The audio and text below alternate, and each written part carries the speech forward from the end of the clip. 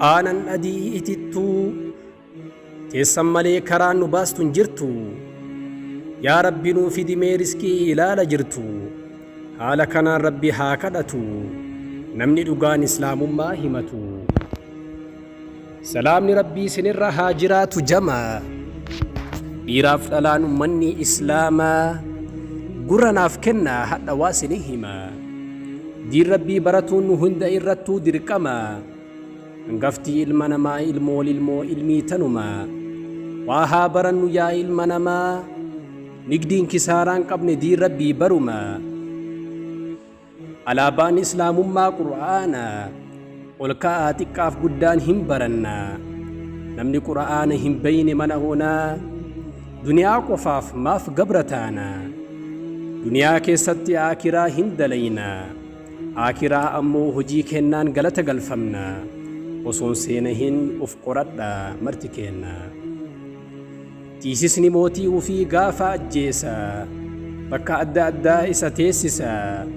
yaa rabbii nun godhin akka isaa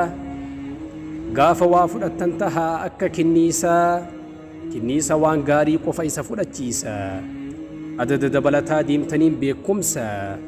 dhiisaa deemtan mormii uf keessa warra as duraa qoma jiraa beekumsisaa ka ammaa uffata keessa jira si hubachiisa silaa nama gaarii dhoysee jira rabbii isaanii haa araaramuuf nama du'e maraa islaamummaa silaa maqama himataarra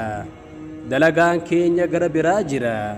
jannata dhiisuun ibidda baqataarra ganna nu dhufe dhoqqee laaqaarra bona ammoo daarama daakaarra hin fakkaanna baradaa lafa irraa rooba dhakaa irra roobu tahaa jirra aduwwii gaafa afaan isaa laalla islaamummaa balleessuuf bolola garuu humni jaraa yoo laalle qullaa hojiin isaa dhara diree walib bulbula amantii rabbiin ufiiti salaalaa xiinxalla sharrii dhiisaa tola waliif oola namni tola waliif oole nama hunda caala dhiira gaara diidu eenyutu isa madaala sagal haasaheef sagal nan dhageettu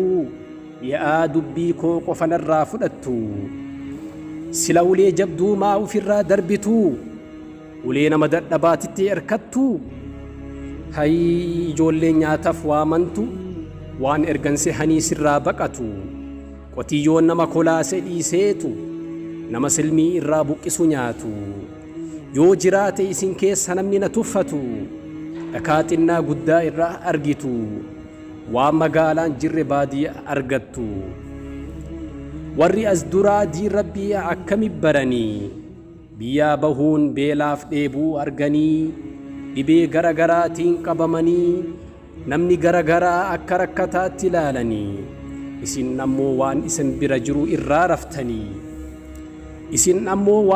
bira jiru irraa raftanii abbaan gaafa bitu aanan daa'imman ammoo ittiin taphatanii ulamaan isin barsiisan damma mi'aasanii isin ammoo heexoo jalaa gootan xaarii isaanii jireenyi yoo akkana jabaatee qaala'u martuu hojii rabbii irratti alhamdulillaahi haa je'u tatanaa olii gaafa dhufte akkam ta'u obsa dhabuun walii gadi manca'u obsi keessan obsa harree haa ta'u mindaa namoo obsee hin danda'u lakkaa'u dureessi namaa hiyyeessaaf haa bari'u naaf deebisaa hiyyeessi akkam haa ta'u falli kayri jabaattanii badii irraa buqqa'u hin tahinaa nama rabbii dhiisee laayikii dharra'u aqliin keessan sibiila tahee fiixan ba'u qaamni keessan bareedee taliila yoo ta'u namni isin hin beeyne isiniin jedha akkamin mi'aawu nama gaarii hin dhabe yoo iyya'u martuu bineensa uffa keessan gaarii ta'u namni kolfaa nama miidhu hin hadhaa'u bokkaan aduu baasaa roobuu hin ta'u garaan isaanii kafardaa yoo ta'u gaafa akka namaatti nyaatan hin du'u dubbii toonaaf godhaa irra gaarii taliilaa amaanaa na jalaan godhinaa sibiila khayrii irra jabaadha yaa cibaadallah wassalaamu alaykum warahmatullah guyyaa biraa walit deebinaa nagahaan oola komii yoo qabaattanii naaf bilbila ندوبا غرغلتني نان هنجدنا بلا ندوبا غرغلتني نان هنجدنا بلا